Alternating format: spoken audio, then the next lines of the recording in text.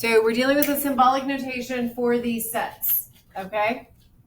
So when we're looking at this very center piece, that's the intersection of A, B, and C. So it's a value that's in A, in B, and in C. So remember we have the complement. So above it, we have the intersection of sets A and B and things that are not in C. So that means it's only in A and B.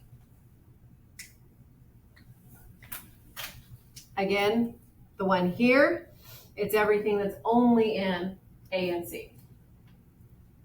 Only in B and C. So out the last sections are the intersection of A and the complements.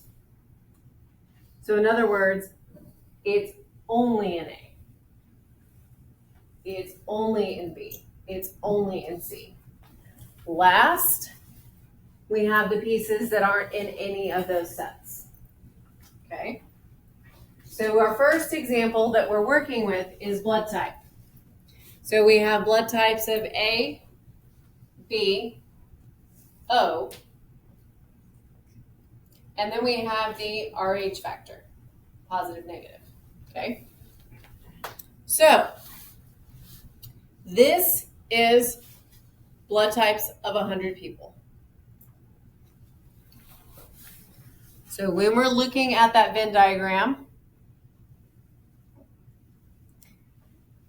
the universal set is the blood types of all 100 people. We have all of these, all four pieces, A negative, A positive, AB positive, AB negative.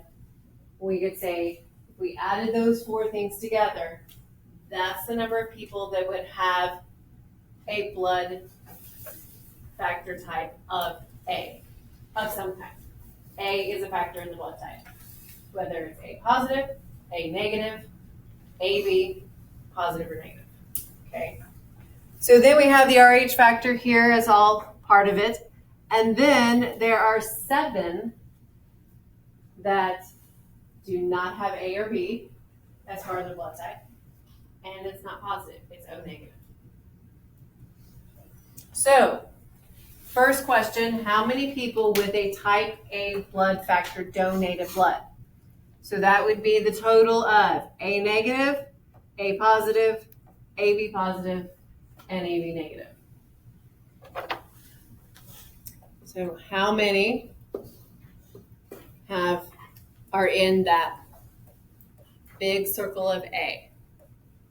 6 plus 1 plus 3 plus 36.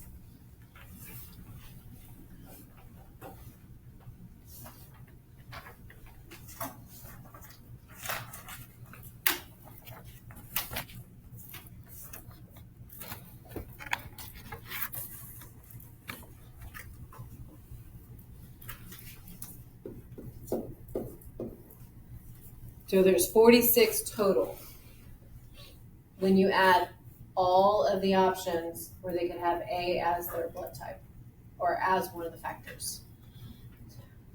Julio has blood type B positive. If he needs to have surgery that requires a blood transfusion, he can accept blood from anyone who does not have type A. So we can go through and add up all of the B only, because they can't have a factor of A in it, plus the O's, or we already know how many have type A blood. So the universal set has 100 minus the ones that have type A would give you the remaining ones that he can take a transfusion from.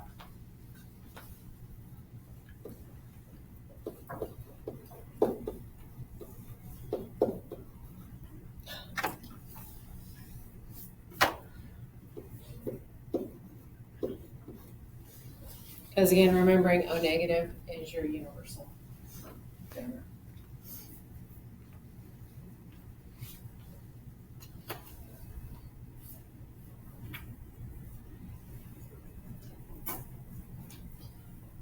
So our next question, how many people who donated blood do not have the RH plus factor? So we want the complement of the RH plus.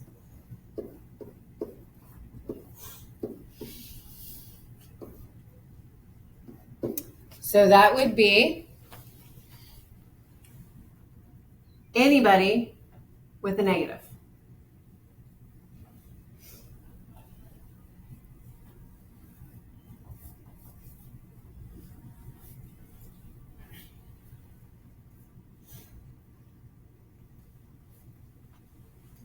How many have negative as their RH factor?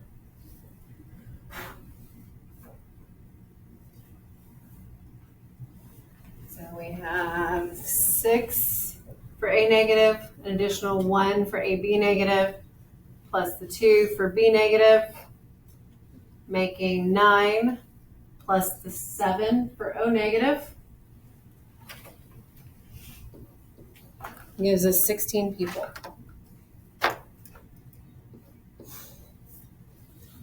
Okay. So answer the next 3 questions. How many people have donated blood with a type B blood factor that includes B and includes the AB combinations? How many people do not have type B blood? And how many who donated have a type B or RH plus?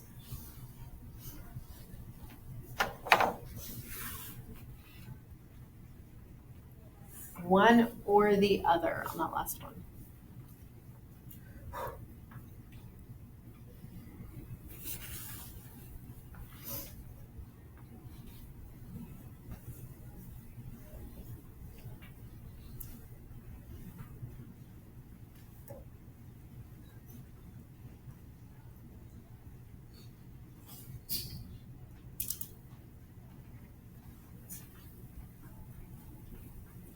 Okay, so for type B, again, we're going to add all 4 pieces of that circle for type B. So 1 plus 3 plus 8 plus 2.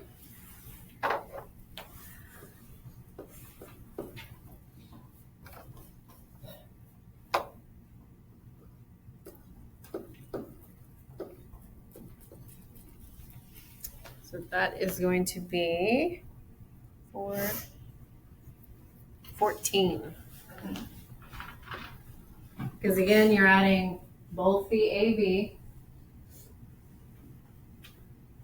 and the B, let's see, B positive, B negative. All right, so just like for A, who did not have type B? So the universal set has 100. Subtract the who had B, and that'll give you who does not have B. 100 minus 14. So 86 do not have type B blood.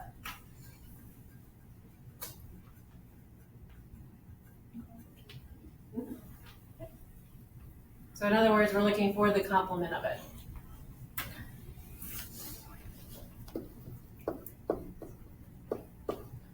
So we want the complement of B, which is the 100 minus 14.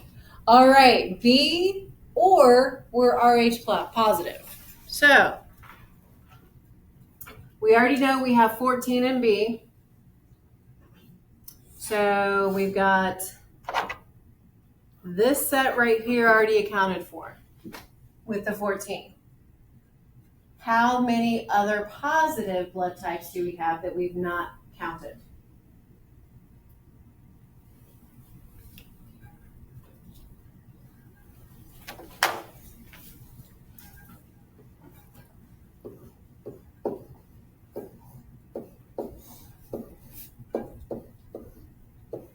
So we have the 14, and then you also should add the 36 and the 37 to that.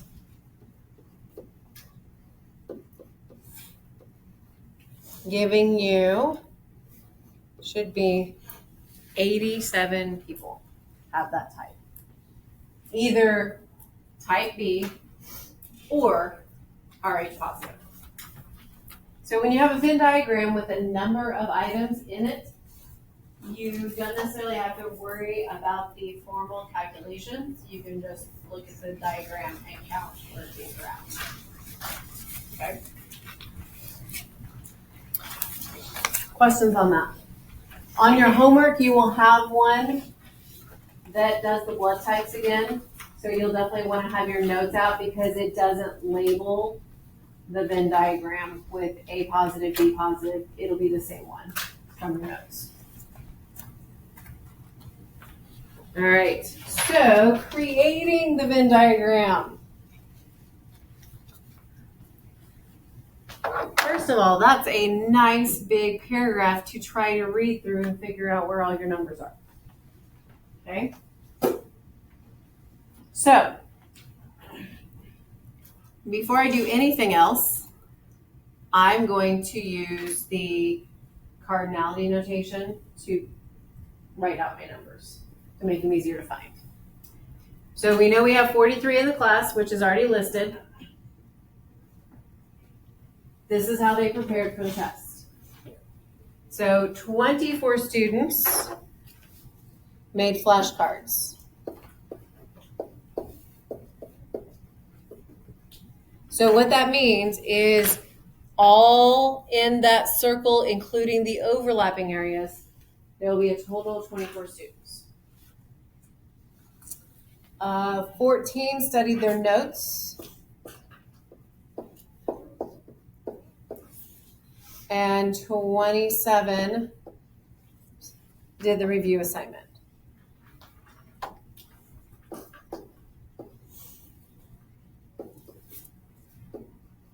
Okay, so there's the full circles, all the pieces. So now let's look at the combinations, the intersections. The first one they tell us is 12 completed the review and made flashcards.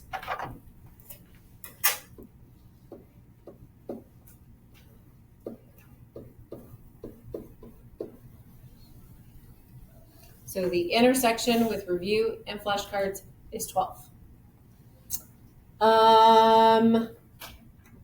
9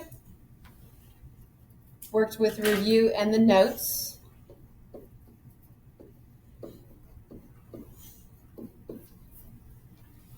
And 7 flashcard and notes.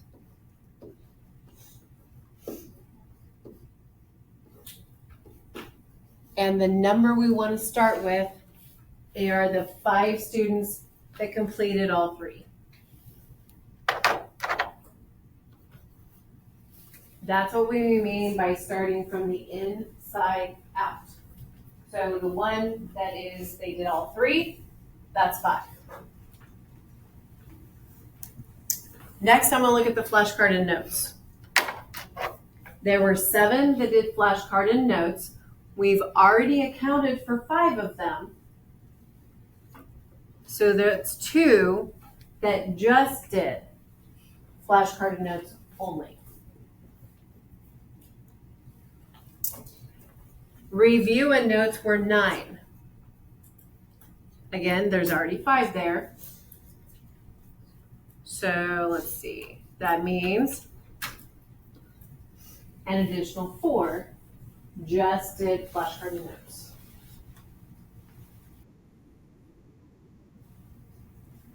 Review and flashcards were 12. We already have 5. So that means there's 7. So there's 12 flashcards in review. There's 7 flashcards and notes. And there's 9 review and notes. Now we're going to look at our big circles. There are 27 in this review circle. We already have 16 of them. So that means there were 11 additional ones that only did the review. For the notes, there are 14 in this big circle, and we already have 11 of them. So there's 3 more that just did the notes. Flashcards, there are 24. So we have 14 of them right now. So 10 just did flashcards.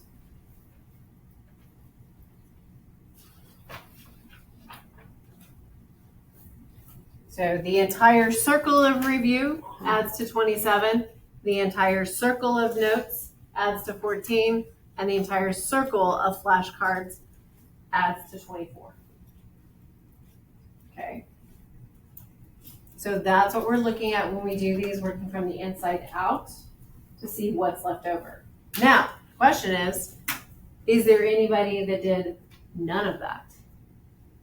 So all of these numbers, do they add up to 43?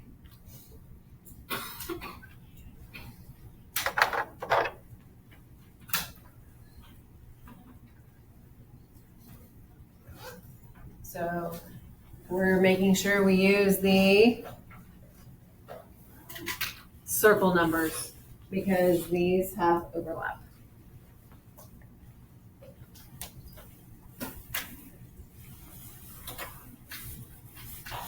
So what do all the numbers in the circles add up to? 42. So we have one person that did not do anything. Because those should all add up to 42. Let's see, 11, 18, 20, 30, 39, 42. So we want to add these numbers because these numbers include overlapping those the intersections. The ones that did notes and did something else. Okay, so you always want to just work with the circle. The circle separates out the Venn diagram separates out all your numbers so you can see who did only notes, who did notes and something else. So, all right. So let's take a look at building our own. There. There it is.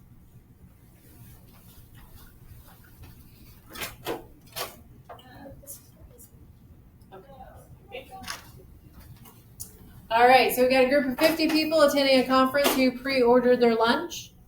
They were able to select soup, salad, or sandwich. A total of 17 people selected soup. 29 selected salad. And, oh, no. Gotta redraw. Okay. 35 selected a sandwich. And then we've got the combinations. 11 selected soup and sandwich. 10 soup and sandwich, salad and sandwich. And then we have the place we're going to start with 8 people with all 3. Okay.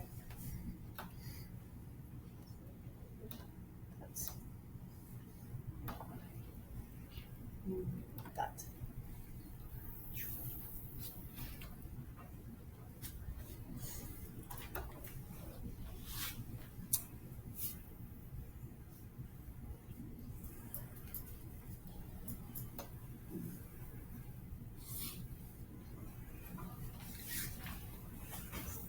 So set it up similar to the one above with the 3 overlapping.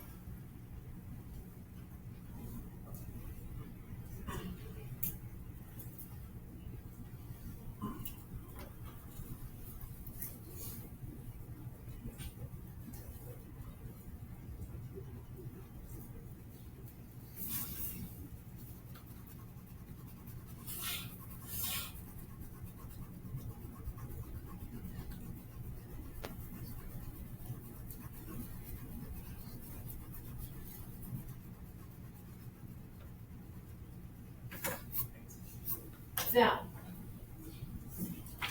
unfortunately, they gave us ones that all start with S. So you can use letters A, B, C to identify some of these. Whatever works the best here. And we'll finish up when we get back.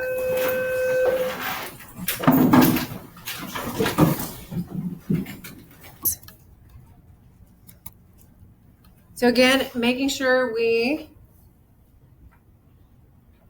get the information. So we have 50 in the universal set.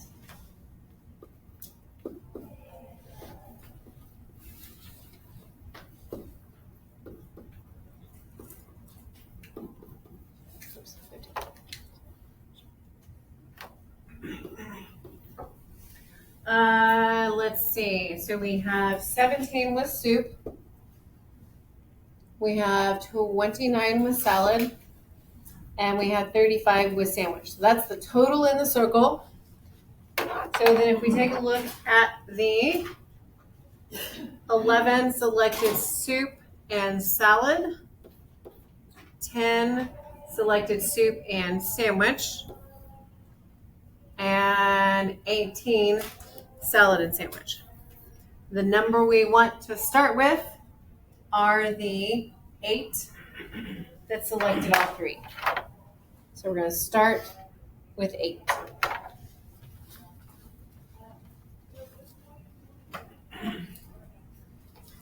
So then we can go any direction that we want with this.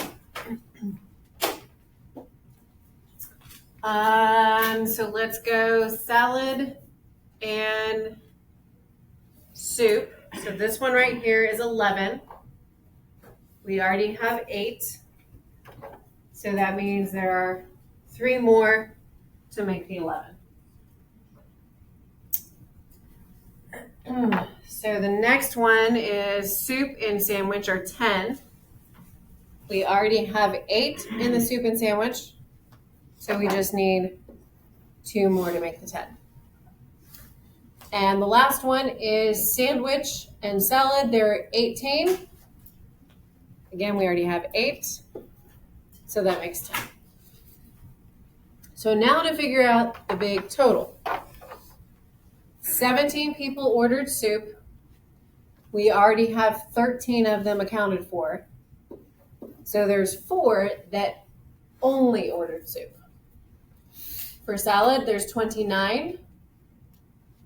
We already have 21 of them. So there are 8 that are salad only. The last thing are the sandwiches. With 35, we already have 20 of them. So that makes 15 that are sandwich only. All of these add up to 50. So there are 0 that did not pre-order. Since this is the list of all that pre-ordered, there should be nothing in the rest of the set. So there's 0. So if you always identify how many are outside of the Venn diagram piece that are not in those. So if it's 0, then you would just write 0. Okay. Questions on that? Again, recommend with notation writing out those pieces to make it easier than trying to find the information and continually go back to the big paragraph. So operations with 3 sets. The thing to keep in mind with this is that, for example, this first one, we have the intersection of A and B, and then the union with C. So when we're looking at that, just like order of operations, you're going to do parentheses first.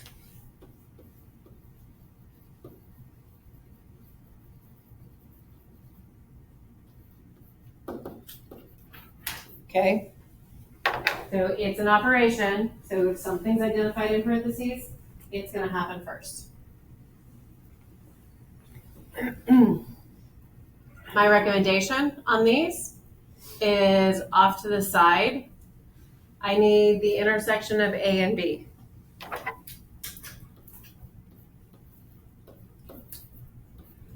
Out of the way of the problem, I would do the intersection. So for A and B, we just have 0, 2, 4, and 6.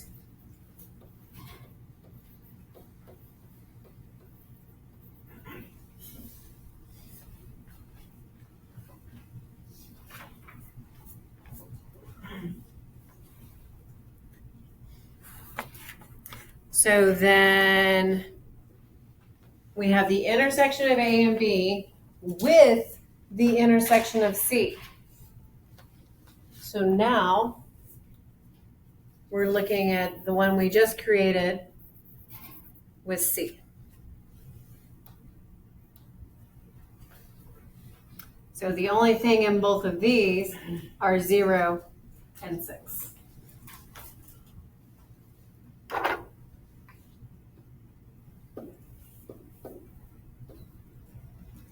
Okay. So next, we want the intersection of A with the union of B and C. So off to the side, I'm going to do the union of B and C.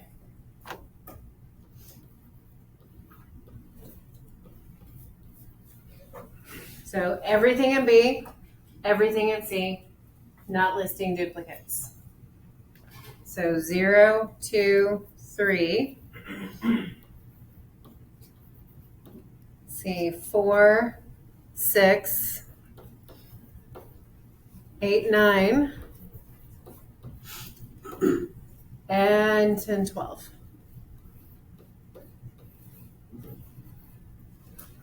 So it can be difficult, especially when all the numbers are crammed right there together. So just always do a double check.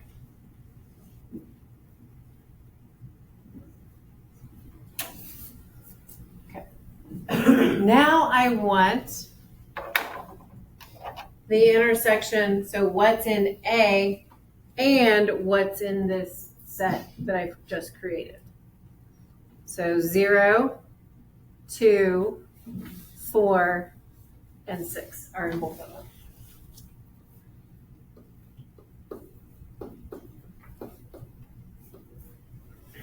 All right.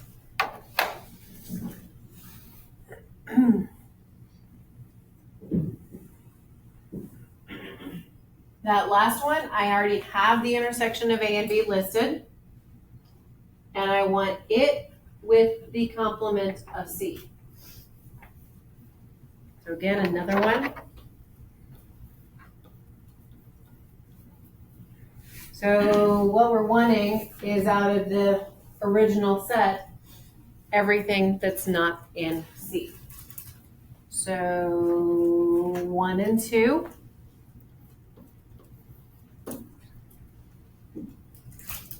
4 and 5.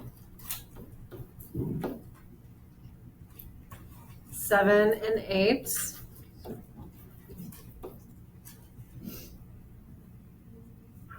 10 and 11.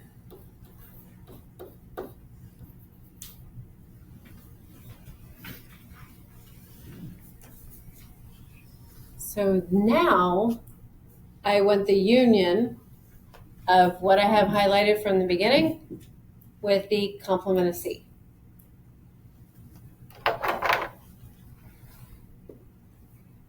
So 0, 1, 2,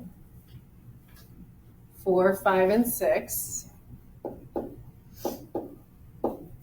7, 8, 10, and 11.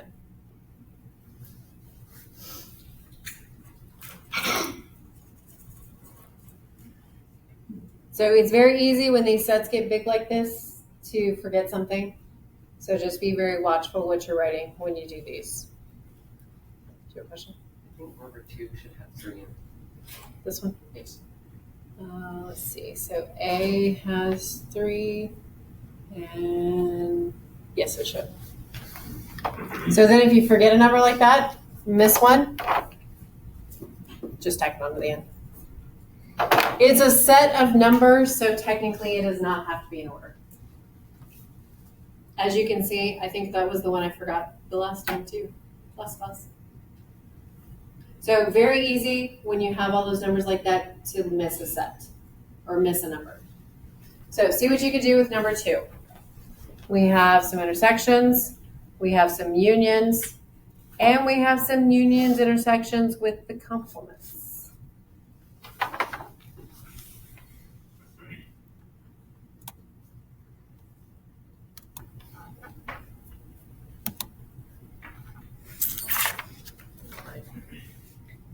So I need the intersection of B and C first.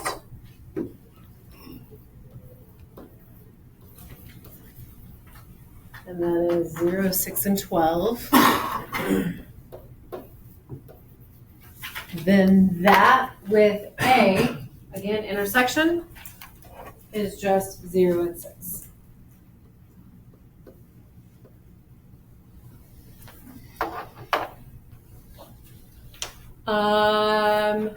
We have this intersection of A and B from above. The intersection of A with C is 0, 3, and 6. So the union of the two intersections is 0, 2, 3, 4, and 6.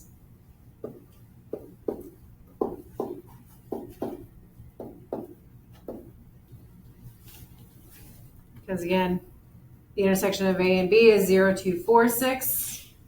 So the only one that we need to worry about is including 4 and 3 and 2. All right, we need the complement of C, which we have. So we need the union of A with the complement of C, the union of B with the complement of C, and then the intersection of the two. I know, it's a lot. So A with the complement of C,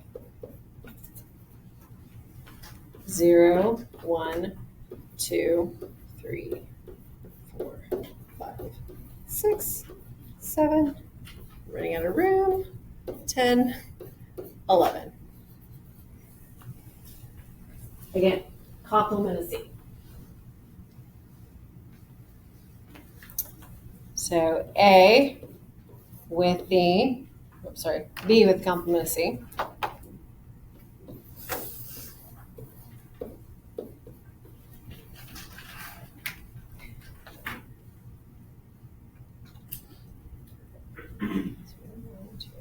Just about the same set.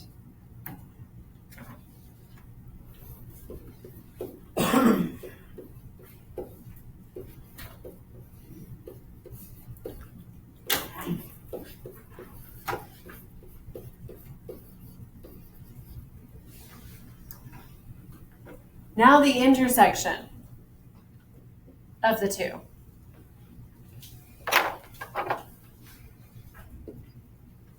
They both have 0, 1, 2, 4, 5, 6, 7, 8, 10, 11.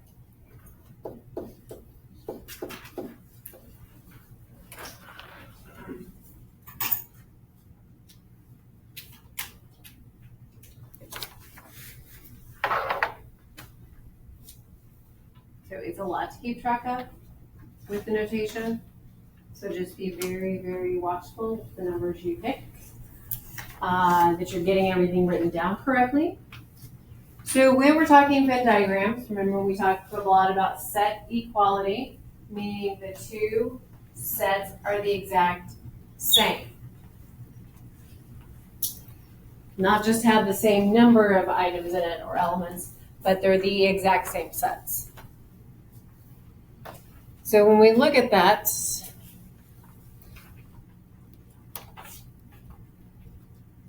To prove set equality using Venn diagrams. So we draw the diagram to represent each side of the equality. So if we're trying to prove two different things are the same, we draw diagrams for both of them. Then we're going to compare the diagrams, if they match or not.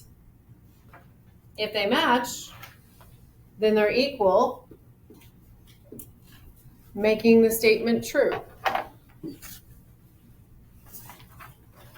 Okay? So again, you can prove equality with Venn diagrams, especially if you have more than one set involved with it. Okay? So your homework are the odds. Do I need to go back to the previous slide? Very good.